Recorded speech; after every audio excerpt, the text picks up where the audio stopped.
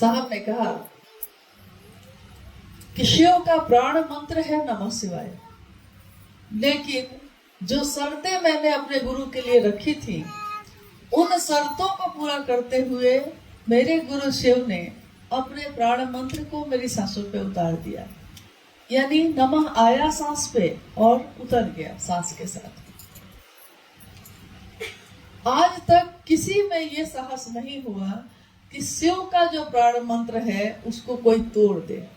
यानी ये मंत्रों के जप का विधान है कि 108 बार किए जाते हैं, लेकिन कोई भी माला से हम करेंगे तो 108 की पद्धति बनी हुई है शास्त्रानुसार। हमारा मानसिक स्तर, हमारी चेतना इतने अंधेरे में है कि हम थोड़ी भी रोशनी होगी तब ना और रोशनी लाएंगे। इतने गहन अंधेरे में है कि हमारा मन ये भी समझने को तैयार नहीं कि कैसे प्रणाम करें, नमन कैसे करें। 108 बार भी नहीं हो रहा, हाथों से माला छूट जाती है और आंखें बंद हो जाती हैं, नींद आने लगती है। तो साहब ने इसका भी रास्ता निकाला। यानी हम जितने नीचे स्तर पे रहे, हमारा मन जहां से समझ सकता था वहां तक उतर कर उन्होंने हमारे मन को समझाया और शिव की तरफ लेकर चले। तो उन्होंने कहा कि आप टुकड़े टुकड़े में भी कर सकते हैं। आज तक किसी ने, आप कहीं पढ़ लीजिए, किसी से पूछ लीजिए, किसी ने कभी आज तक ये नहीं कहा कि आप टुकड़े टुकड़े में कर सकते हैं। उन्होंने टुकड़े टुकड़े में किया। कल हम लोग यही बात कर रहे थे कि देखिए साहब ने कितनी बातें कही, कितनी बातें लिखी। हम में से बहुत सारे लोग उसको पढ़ते हैं, सुनाते हैं और सुनते हैं, लेकिन उन्होंने किस बात को किस भाव में लिखा, हम में से कितने लोग इस बात को समझ पाए। शब्द तो वही होते हैं, लेकिन जो जिस शब्द का जैसा अर्थ निकालता है उसके लिए उस शब्द का वही मतलब हो जाता है। शब्द एक ही होता है, लेकिन उसके अर्थ सबके लिए अलग अलग होते हैं। तो जब साहब ने कहा कि टुकड़े टुकड़े में करिए, तो कुछ लोगों ने माला ही तोड़ दी। उन्होंने कहा कि साहब कहे हैं कि 108 की माला अब टुकड़े टुकड़े में करो, तो माला ही तोड़ देते हैं। तो कुछ लोगों ने माला भी तोड़ दी, लेकिन ठीक है, पता चला साहब को तो हंसे खूब। देखिए हंसने की तो बात है, हम लोग उनके लिए बच्चे ही तो है। बच्चा नहीं समझ पाता तो 2 को 4 की जगह पे 5 बोलता है, वो तो ऐसा ही बोलेगा क्योंकि हमको आता ही क्या है। तो उन्होंने कहा कि अरे भाई, मैंने टुकड़े टुकड़े में माला करने नहीं कहा था, नमः शिवाय मंत्र को कहा था कि जितनी देर टिकता है मन उतनी देर ही टिका के महादेव को प्रणाम करने की कोशिश करिए। महादेव की ऊर्जा, महादेव की ताकत, महादेव की शक्ति, इसका आकलन इस धरती के लोग, हम लोग करना चाहे तो कैसे करें? क्योंकि हमारी सोचने की एक सीमा है, हमारे देखने की एक सीमा है, हमारे सुनने की भी एक सीमा है। कुछ दूर के बाद हमारी आंखें नहीं देखती, कुछ दूर के बाद हमारी आवाज नहीं पहुंचती, कुछ दूर के बाद हम किसी की आवाज नहीं सुन पाते। तो उस स्थिति में सूक्ष्माति सूक्ष्म परम सत्ता शिव, उसको हम कैसे समझते? तो जब शिव को, जो बहुत ही सूक्ष्म है, सूक्ष्माति सूक्ष्म है, जब हम उनको न देख पा रहे हैं न सुन पा रहे हैं, तो उसी ऊर्जा का संचरण एक मानव तन में हुआ, ताकि हमारे आपके जैसे लोग सुन सके और समझ सके। और वो मानव तन क्यों नहीं किसी और का हुआ? क्यों ऐसा हुआ कि अविश्वास में थे साहब, लेकिन शिव ने तो चुना उन्हीं को। उस ऊर्जा का संचरण हुआ तो उन्हीं के माध्यम से। तो ये हुआ और हम लोगों ने इस बात का एहसास करना शुरू किया। अब आने वाले समय में अभी भी जो हम लोग चल रहे हैं, हम बोलते हैं, जब साहब और दीदी के साथ उस समय बिहार के कुछ जगहों पे कार्यक्रम हुए, महोत्सव हुए, जिसमें जाने का सौभाग्य प्राप्त हुआ, तो मंच पे गुरु भाई लोग बैठकर एक भजन गा रहे थे। पहली बार मैंने इस शब्द को सुना था वहां कि स्वागत है युग पुरुष तुम्हारा, तुमने जमी पे गुरु शिव को उतारा। और भाव से भरे साहब और दीदी बैठे हैं और हम लोग का सौभाग्य उनके साथ बैठे, और गुरु भाई मंच से ये भजन गा रहे हैं। तो मेरे मन में जो समय आया कि ये युग पुरुष कह रहे हैं साहब को, और स्वागत कर रहे हैं उनका कि तुमने जमीन पे गुरु शिव को उतारा। यानी हम आज ये बात नहीं कर रहे हैं, ये तो मुझसे भी पहले से जो शिव से साहब के माध्यम से बने, ये तो उनकी भी भावना वही है, आज हमारी भावना भी वही है कि हम उनका स्वागत करने की कोशिश करते हैं कि उन्होंने शिव को जमीन पे उतार दिया। बहुत पहले कहानियों में कभी हमने सुना कि माँ गंगा का जब अवतरण हुआ, माँ गंगा जब धरती पे आई तो राजा भगीरथ ने कितनी तपस्या की, बड़ी मुश्किल से। पूरी कहानी सबको ज्यादातर सुनते ही हैं अपने घरों में। बड़ी मुश्किल से, बहुत कठिन तपस्या के बाद गंगा उतरी। लेकिन गंगा उतरी तो उसके पीछे भी बात हुई कि गंगा का वेग इतना है कि यह धरती उसको बर्दाश्त नहीं कर सकेगी। इतनी तेजी से जो उतरेगा, इतने वेग और इतने प्रवाह के साथ जो उतरेगा, उसका भार, उसका तेज, ये धरती बर्दाश्त नहीं कर पा रही थी, नहीं करती, पूरी धरती खत्म हो जाती। तो वो महादेव के पास गए और महादेव ने उनकी प्रार्थना सुनकर माँ गंगा को अपनी जटाओं में लपेट लिया। कहानी यही कहती है, किसी न किसी ने तो ये लिखा होगा, किसी ने किसी को सुनाया होगा, जटाओं में लपेट लिया। यानी एक गंगा का वेग ये धरती बर्दाश्त नहीं कर सकती थी, और सीधे शिव का वेग कैसे बर्दाश्त करती। कभी हम लोग सोचे इस पे कि एक नदी, माँ गंगा जिनको हम कहते हैं, उनका प्रवाह इतना तेज है कि वो धरती बर्दाश्त नहीं करती, खत्म हो जाती, और उनको जटाओं में से उन्हें लपेट लिया। और जिसने सीधे शिव को ही जमीन पे उतारने की बात कही, और कोई आराधना नहीं, कोई तपस्या नहीं, कोई साधना मंत्रों का जप नहीं, मात्र भाव। क्योंकि ये सारे कर्म कांड करके भी अगर भाव शामिल नहीं है तो सारी चीजें व्यर्थ हैं। हम सारा आयोजन कर दें, हम सारी सजावट कर दें, लेकिन अगर मेरे मन में आपके लिए प्रेम नहीं है तो सारी सजावट व्यर्थ है। किसी पत्नी से कहिए, पूछिए कि अगर उसका पति उसको, मान लीजिए वो कहती है कि पति तो प्रेम करता है, उसके लिए घर बनवा दे, गहनों से लाद दे, कपड़े ही कपड़े दे दे, सारा सुख सुविधा दे दे, और पति का भाव नहीं दे, उस पत्नी के लिए उन चीजों का क्या मोल है, उस सजावट का क्या मोल। यानी कोई भी रिश्ता जब होता है तो उसमें भाव अगर नहीं है तो सारी चीजें व्यर्थ हैं। साहब ने यही तो किया, खड़े हो गए इस विचार पे कि शिव मेरे हैं, तो पूरी दुनिया इधर से उधर हो गई, घर बाहर के लोग इधर से उधर हो गए, लेकिन वो एक जगह खड़े हो गए तो हो गए। उन्होंने रास्ता नहीं बदला, उन्होंने शिव के लिए किसी से समझौता नहीं किया, बाकी चीजों में किया, लेकिन महादेव के लिए नहीं किया। और हम आप क्या समझते हैं कि यही ना साहब जो दुबले पतले से हैं, यही ना जो कुर्ता पजामा पहन के बैठे हैं, यही ना जो पान खा रहे हैं। कोई ला दिया पान तो साहब खा लिए, गुरु भाई गुरुबान कोई ला दिए हैं तो साहब खा रहे हैं, तो यही ना साहब। यही कभी उस नंबरदार ने भी सोचा था, वही ना महादेव जो मेरे मंदिर में रहता है, जो मेरे गांव में रहता है। और जैसे ही सोचा तो नदी में डूबने लगा। अघोरी ने कहा कि रे अपने शिव को छोड़, मेरे शिव को देख। यानी हम जिनको समझते रहे हमेशा कि ये ना साहब से मिलना तो आसान ही है, जब मन के आ गए, लेकिन धीरे धीरे ये कठिन हुआ।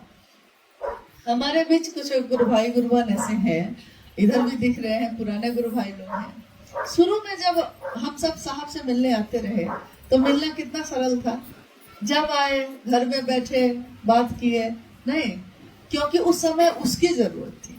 लेकिन धीरे धीरे कठिन कैसे होता चला गया, धीरे धीरे हुआ कि नहीं। पटना से साहब देवघर गए, देवघर में समय निर्धारित रहता था किस टाइम में साहब बाहर जो पंडाल बना हुआ था उसमें आएंगे, बैठेंगे, चर्चा होगी, बात होगी। और उसके बाद धीरे धीरे व्यवस्था ये होने लगी कि फिर वो बोलने भी लगे और समय भी देने लगे। उन्होंने कहा कि मुझसे मिलना कठिन होता जाएगा, शायद महादेव से मिलना आपका आसान होगा, लेकिन हरिंद्रानंद से मिलना बहुत कठिन होगा। इतना आसान नहीं है, लेकिन उन्होंने अपने आप को आसान बनाया था इसलिए कि हम लोग महादेव की तरफ चल सकें, एक निष्ठ हो, समर्पित हो। और ऐसा हुआ कि आने वाले समय में जो उन्होंने कहा चरितार्थ भी हुआ। सबको लगा कि साहब तो पहले कितने आराम से मिलते थे, अब साहब समय देते हैं, समय देकर बुलाते हैं। 10 आदमी कहते हैं तो 10 ही आदमी से मिलते हैं, 2 आदमी ज्यादा हो जाए तो बिगड़ते हैं। लेकिन साहब की यह भावना कभी नहीं रही है कि वो बिगड़ेंगे किसी को। उन्होंने हमेशा ये कहा, जो हम लोगों ने सुना, जो उन्होंने कहा कि सालों से मैं सबसे महादेव की ही बात कह रहा हूँ। मैंने महादेव की बात छोड़कर दूसरी कोई बात किसी से नहीं की। मैंने कितने लोगों ने मेरा साथ छोड़ा, कितने लोग आए फिर चुप गए, कितने लोग साथ रहते हुए भी अपना मनमानी करते रहे, तब भी मैंने किसी को नहीं छोड़ा। आज भी मैं उन सभी को खोजता हूँ, मैंने किसी को नहीं छोड़ा। क्योंकि अगर मैं छोड़ दूंगा तो मेरे गुरु का संकल्प पूरा कैसे होगा। मैं क्या करूं, छोड़ दूं आपको, लेकिन मैं छोड़ूंगा नहीं। मैं तो आपको शिव से बना के ही रहूंगा। जिन्होंने ये कहा और अपने आप को इतना आसान बनाया, अपने आप को इतना नरम बनाया, इतना नीचे किया कि कोई गुरु भाई गुरु बहन उनसे मिल सका, घंटों उनकी बात सुन सका, इसके पीछे उनका उद्देश्य क्या था? एकमात्र यही कि हर व्यक्ति जितना भी मेरे नजदीक आ सके सुने, मेरे साहब के द्वारा महादेव की बात सुने और महादेव की दिशा में चले। भीड़ बढ़ती चली गई, लोग बढ़ते चले गए, प्रतिदिन घोषणा पे घोषणा होने लगी। पहले 100 लोग बनते थे, कहीं किसी जिला में अगर 100 लोग की घोषणा होती थी तो साहब माँ को कहते थे कि बढ़िया खाना बनाओ, आज महादेव को मिठाई चढ़ाओ। उस जिला में 100 से ऊपर लोगों की घोषणा हो गई। कभी इतना कठिन था और आज ये रास्ता इतना सरल है कि हम लोग खड़े होकर 2 मिनट किसी से बात करते हैं तो वो शिव को अपना गुरु बना लेता है। यानी जो कांटों से भरा रास्ता था, उस रास्ते को साहब ने फूलों से भर दिया। उनके पैरों में कांटे लगे, उनके पैरों में छाले पड़े, लेकिन उन्होंने हमारे आपके जैसे लोगों को उन कांटों को चुभने नहीं दिया। मां नीलामानंद जी ने कहा कि आपके लौकिक कांटों को अगर आप शिव के रास्ते पे चलते रहें तो आपके पथ पे बिछे कांटों को मैं चुन लूंगी, छाया बनकर हमेशा आपके साथ रहूंगी। तो साहब और दीदी का जीवन, शिव और भगवती की अगर हम कल्पना करते हैं तो अगर वो शरीर में उतरे तो कैसे होंगे, उनकी ममता कैसी होगी, उनकी करुणा कैसी होगी, उनका कल्याणदाता स्वरूप कैसा होगा, ये उनके आचरण से, उनके जीवन से हम और आप समझते हैं। अब है कि शरीर की एक सीमा होती है। शरीर में कोई आया इस धरती पे तो काल उस पे लागू हुआ। जन्म की तिथि हुई तो शरीर के खत्म होने की तिथि भी निर्धारित हुई। तो स्वाभाविक है यहाँ भी ऐसा हुआ। लेकिन जब तक ऐसा हुआ तब तक साहब ने सभी जगहों पे असंख्य लाखों लोगों को, ऐसे लोगों को तैयार किया जो सही तरीके से महादेव के काम को संभालते रहेंगे। उन्होंने किसी एक व्यक्ति पे नहीं छोड़ा इसको, क्योंकि एक व्यक्ति से ये संभालने वाला काम ही नहीं है। महादेव का काम है, जगत स्तर पे होना है, कोई एक व्यक्ति इसको संभाल भी नहीं सकता। महादेव की दया है, साहब का आशीर्वाद है कि असंख्य गुरु भाई गुरु बहन आज जहाँ भी हैं, बहुत अच्छे मन से, जो साहब ने चाहा, निस्वार्थ मन से, बिना किसी कामना के, महादेव आप हमको क्या दीजिएगा क्या नहीं दीजिएगा, इस पे तब मुझको लगता है बहुत लोग सोचते भी नहीं पहले। लेकिन हम लोग सोचते थे कि महादेव को गुरु बनाया है तो क्या मिला, लेकिन कुछ वर्ष क्या बीते, ठीक है कुछ लोगों के लिए मोहब्बत तिजारत बनी, लेकिन कुछ लोगों के लिए, बहुतों के लिए ये मोहब्बत बनी, एक मजहब बना, एक धर्म ये बना। धर्म मतलब हिंदू मुस्लिम सिख ईसाई नहीं होता। धर्म मतलब वो जो एक इंसान धारित करता है, अपने जीवन में उसको उतारता है। तो शिव की शिष्यता आज हम सबों के लिए वही चीज है, हम अपने जीवन में धारित करते हैं, और जैसे जैसे हम ये करते हैं हम सब एक हो गए। बहुत पहले की एक बात है, मुझको लगता है 2006 या 7 की बात है। पटना में 4A/60 एक क्वार्टर था जिसमें साहब रहते थे। आप में से शायद कुछ गुरु भाई गुरु बहन उसमें आए होंगे जरूर। आप में से आए हैं?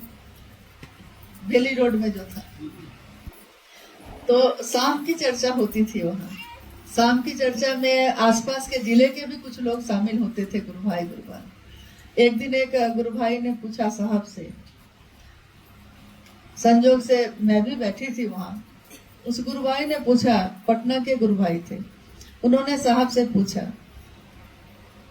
कि साहब आखिर शरीर की तो एक सीमा होती है, और जब भी शरीर में कोई ऐसा व्यक्ति आया जिसने कोई मत दिया, कोई रास्ता दिखाया, कोई ईश्वर की तरफ जोड़ा, तो शुरू में सब एक होकर चले, लेकिन जब वो शरीर से नहीं रहे, शरीर से विलीन हो गए, सूक्ष्म हो गए, तो उनके बातों पे चलने वाले लोग 2 भाग या 3 भाग में हो गए।